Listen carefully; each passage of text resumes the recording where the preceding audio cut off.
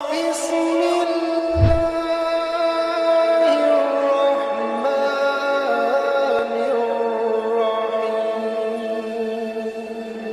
اللهم صل على محمد وآل محمد۔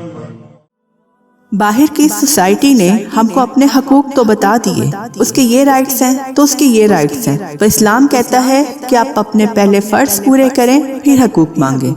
ایک کتابچہ ملتا ہے رسالت حقوق کے نام سے کہ کس کے کیا کیا حقوق ہیں، ہم پر کیا کیا حق ہیں۔ حقوق پہ اسلام میں بھی بہت بحث ہوئی ہے، پر اسلام کہتا ہے یہ مت سوچو کہ میرے کیا کیا حقوق ہیں، بلکہ یہ سوچو میرے پہ کس کس کے حقوق ہیں۔ اگر میں حقوق ادا کر دوں پھر مجھے حق مانگنے کے بارے میں سوچنا چاہیے۔ ہم ہمیشہ والدین کے حقوق کے بارے میں سنتے آئے ہیں، اس میں کوئی شک نہیں کہ والدین کے حقوق بہت زیادہ ہیں۔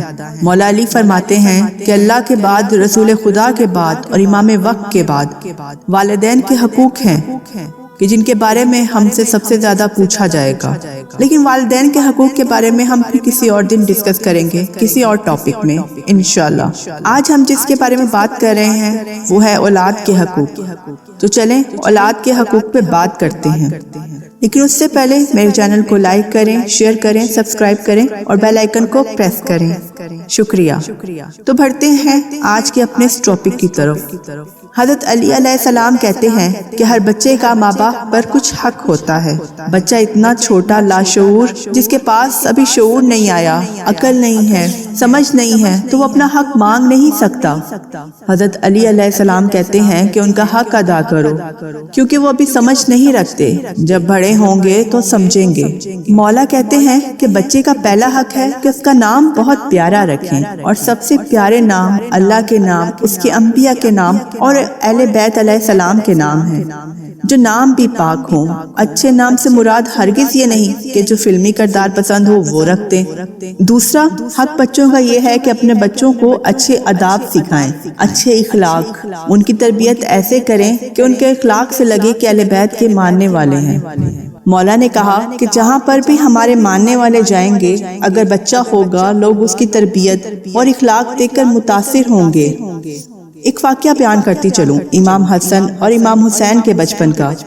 جب دونوں نے دیکھا کہ ایک بزرگ کو جو وضو غلط کر رہے تھے اور طریقہ ٹھیک نہیں تھا، تو امام حسن علیہ السلام نے امام حسین علیہ السلام سے کہا آؤ بھیا ان کے وضو کی تصحیح کر دیں، ان کا وضو صحیح نہیں ہے۔ امام حسن نے کہا ایھا الشیخ، یہ نہیں کہا کہ معاذ اللہ اے جاہل، اے بوڑھے، توہین نہیں کی، بلکہ بڑے ادب سے کہا ایھا الشیخ، اے بزرگ، میں کہتا ہوں میرا وضو صحیح ہے، میرا بھائی کہتا ہے کہ اس کا وضو صحیح ہے، آپ دیکھ کر بتائیں کہ کس کا وضو صحیح ہے۔ اور پھر وضو کیا تو بہترین وضو بجا لائے امام حسن علیہ السلام، اور پھر اپنے بھائی سے کہا کہ بھیا اب آپ کی باری۔ امام حسین علیہ السلام بھی بہترین وضو بجا لائے۔ پھر پوچھا ہم میں سے کس کا وضو صحیح ہے؟ تو وہ بزرگ بولے کہ اے شہزادوں، آپ دونوں کا وضو صحیح ہے، وضو تو میرا غلط ہے۔ مولا کہتے ہیں کہ آداب ایسے ہوں کہ لوگ دیکھ کر پہچان جائیں کہ اہل بیت کا ماننے والا ہے۔ آداب کی بہت تاکید کی گئی ہے۔ تیسرا اولاد کا حق یہ ہے کہ بچوں کو قرآن پڑھنا ضرور سکھائیں، چاہے وہ بوڑھا ہی ہو جائے قرآن پڑھنا سیکھے۔ چوتھا اپنے بچوں کو حلال کمانا اور حلال کھانا سکھاؤ۔ حدیث میں ہے کہ شہد کی مکھی سے سیکھو، حلال چیز کھاتی ہے، حلال چیز پیدا کرتی ہے۔ شہد حلال ہے، پاک چیز کھائیں، کبھی بھی حرام کی طرف نیت نہ جائے، خود بخود ہاتھ رک جائے، حرام کبھی نہ کھائیں۔ مولا کہتے ہیں کہ مومن کے لیے سب سے بڑا گناہ جھوٹ ہے۔ اولاد کو جھوٹ بولنا نہ سکھائیں، یہ جھوٹ ماں باپ اولاد کو سکھاتے ہیں۔ میں ایک چھوٹی سی اگزامپل دوں گی کہ جب فون آتا ہے کسی کا یا کوئی دروازے پر آتا ہے تو بچے کو یوں کہا جاتا ہے کہ بول دو کہ ہم گھر پہ نہیں ہیں، تو بچہ آگے سے مخاطب ہوتا ہے ماما یا بابا بول رہے ہیں کہ وہ گھر پر نہیں ہے، بچہ پاک ہے، اس کو جھوٹ بولنا نہیں آتا، یہ اولاد اللہ کی امانت ہے، اس میں خیانت نہ کریں، ان کو اچھی آداب سکھائیں تاکہ ایک اچھا معاشرہ بن سکے۔ جن بچوں کو ہم ABC یا الف بے پے سکھاتے ہیں، کچھ عرصے کے بعد وہ ہم سے آگے نکل جاتے ہیں اور ہم کہیں پیچھے رہ جاتے ہیں۔ اسی طرح اگر ہم انہیں چلاکیاں اور منافقت سکھاتے ہیں یا ایمانداری اور دیانتداری سکھائی ہوئی ہو تو ان میں بھی بچے ہمارے نمبر کاٹ جاتے ہیں۔ ایک عورت کا واقعہ بیان کرتی چلوں ان کی زبانی۔ وہ کہتی ہیں کہ عمرے کے دوران طواف کے چکر لگاتے ہوئے ایک لڑکی ہم سے کچھ آگے چل رہی تھی۔ اس کے تیز سے چلنے سے اس کے پاؤں سے کپڑا بار بار اوپر اٹھ رہا تھا اور اس کے پاؤں پہ لگی ہوئی نیل پالش پر میری نظر پڑ گئی۔ میں نے طواف کے دوران ہی اپنی بیٹی کو کہا، یہ دیکھو ذرا، اللہ کے گھر آ گئی اور پالش اتارنے کی توفیق نہیں ہوئی۔ بیٹی نے میرا ہاتھ پکڑا اور تیز سے چلتے ہوئے کہا، امی کیا کرتی ہیں، یہ اللہ کا گھر ہے، اللہ کے گھر میں کھڑی ہو کر کسی پہ اعتراض مت کریں۔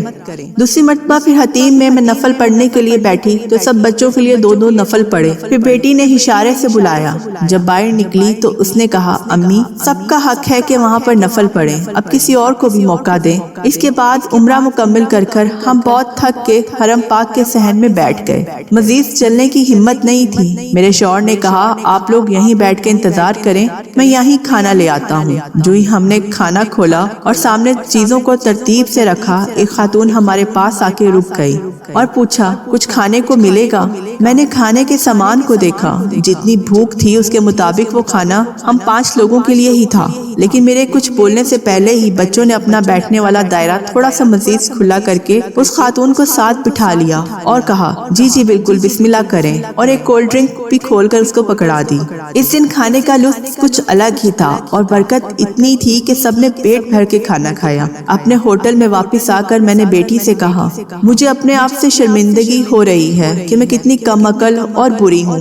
آپ لوگ بہت اچھے ہیں، ہر بات میں آپ لوگوں کی سوچ مجھ سے بہت بہتر ہے۔ جس سے بیٹی نے کہا، امی کیسی باتیں کر رہی ہیں، یہ سب آپ کی ہی تربیت ہے، آپ کے ہی لگائے ہوئے پودے ہیں جن پہ اب پھل پھول آ رہے ہیں، آپ ہی ہماری رول ماڈل رہی ہیں اور رہیں گی، اور یہ سب ہم نے آپ سے ہی سیکھا ہے۔ واقعی بچے ہم سے ABC یا الف بے پے سیکھ کر ہم سے آگے نکل جاتے ہیں، بلکہ ہم سے سیکھے ہوئے ہر سبق میں ہمیں پیچھے چھوڑ جاتے ہیں۔ دعا ہے کہ اللہ ہم والدین کو ہمت دے کہ ہم بچوں کی تربیت میں کوئی کمی نہ چھوڑیں۔ اس محنت کا پھل ہماری آنے والی نسلوں تک جائے گا اور یہ بچے ہماری دنیا اور آخرت میں آسانیوں کا وسیلہ بن جائیں گے انشاءاللہ۔